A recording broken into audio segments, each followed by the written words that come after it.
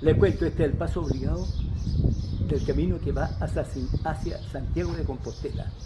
La estatua que vemos allí es la estatua al peregrino, al hombre que pasa por aquí. La catedral, siglo XI-XII, ya bordea los 1000 años.